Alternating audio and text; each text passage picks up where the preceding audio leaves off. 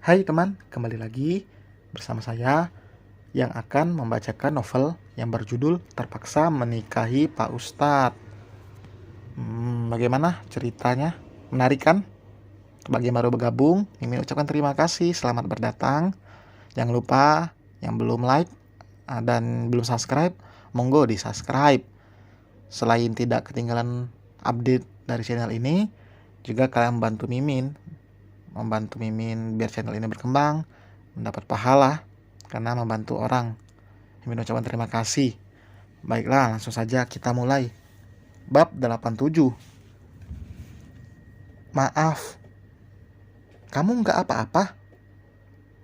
Mungkin efek tadi dengar cerita Bi Wiwi, aku jadi overthinking gini, gumam Alika. Jadi, Mas boleh lanjut mandi? Alika mengangguk lalu kembali duduk di sisi ranjang. Ia menghela napas panjang. Ia terlalu berpikir berlebihan karena mendengar cerita Bi Wiwi. Rasa takut jika suaminya melakukan hal yang sama dengan mendiang suami Bi Wiwi. Ya ampun, kenapa gue berlebihan gini? Mas Syafiq mana mungkin selingkuh? Emang dasar guenya yang bego. Batin Alika. Memang tidak akan mungkin Syafiq main belakang. Lelaki itu sosok setia.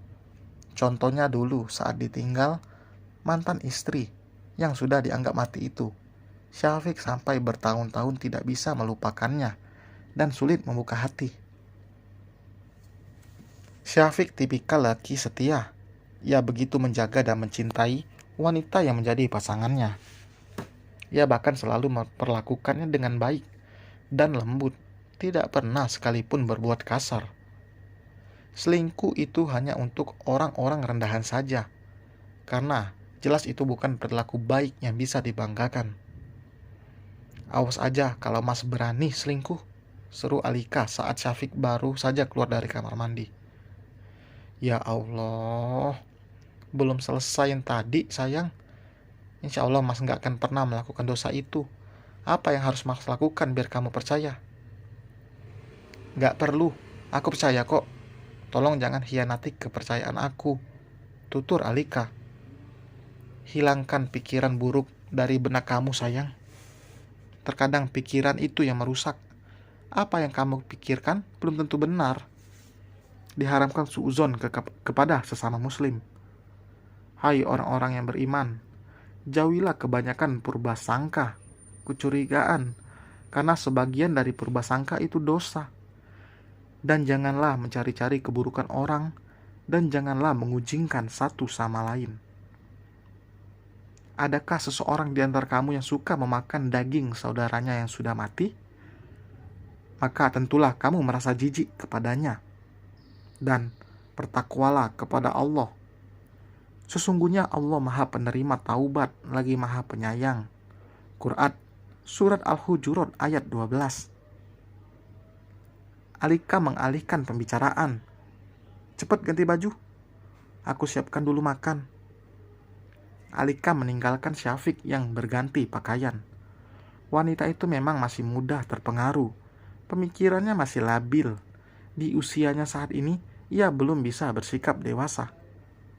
Tapi bukan Syafiq namanya jika tidak sabar menghadapi sang istri. Meskipun ia sebenarnya bisa saja marah dan meninggikan nada suaranya. Tapi Syafiq tidak akan melakukan itu selama Alika masih bisa dinasihati baik-baik. Sampai di tempat tujuan setelah perjalanan yang lumayan panjang. Aluna langsung merebahkan tubuhnya karena merasa pinggangnya pegal karena perjalanan tadi. Berbeda dengan Azam yang langsung beranjak untuk membersihkan diri.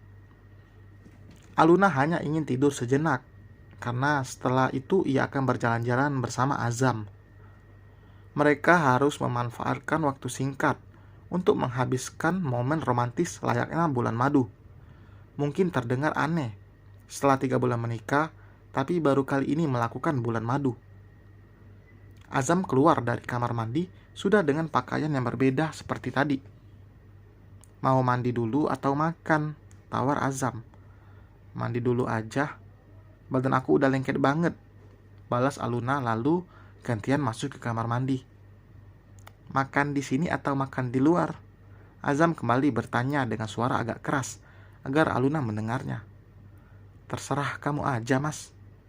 Azam berinisiatif untuk memesan makanan untuk dibawa ke kamarnya.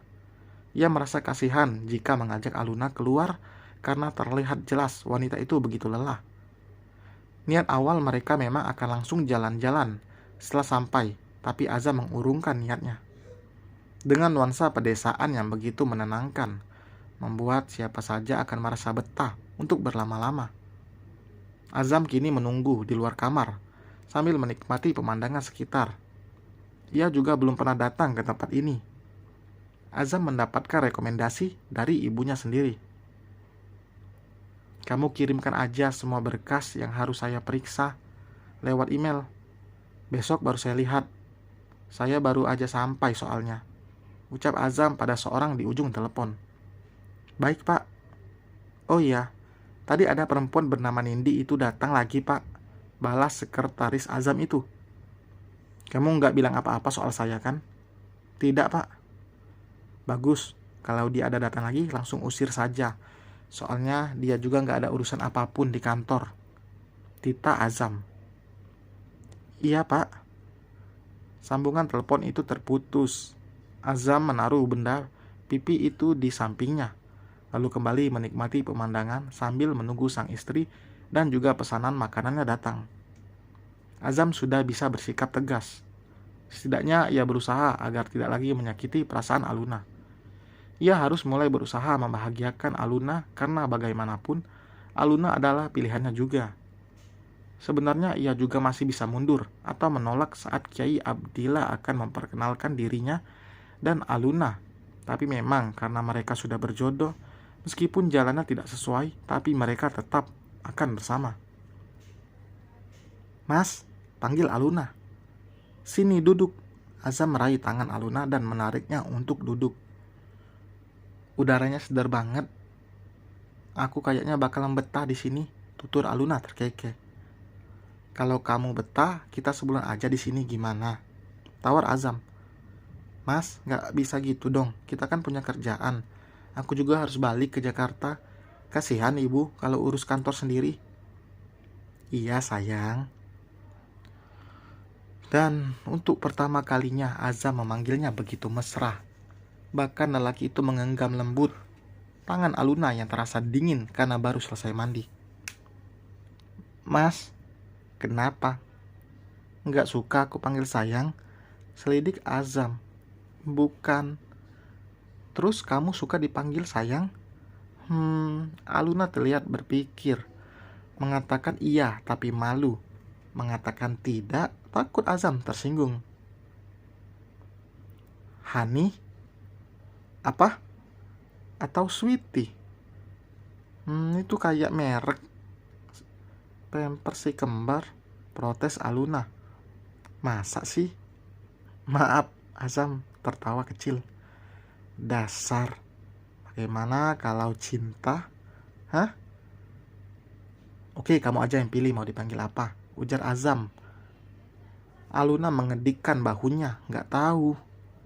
Kok nggak tahu sih? Aluna hanya masih malu-malu. Ia tahu jika seharusnya pasangan suami istri itu memiliki panggilan sayang yang mesra. Sebelum menikah, Aluna juga banyak belajar soal fikih pernikahan. Ia diberi buku oleh Aluna. Ia diberi buku itu oleh Alika. Kado pernikahan dari adiknya itu memang beda dari yang lain. Bahkan tidak hanya satu, tapi dua, dan juga ada buku-buku lain soal ilmu pernikahan. Padahal Alika juga belum membaca keseluruhan itu.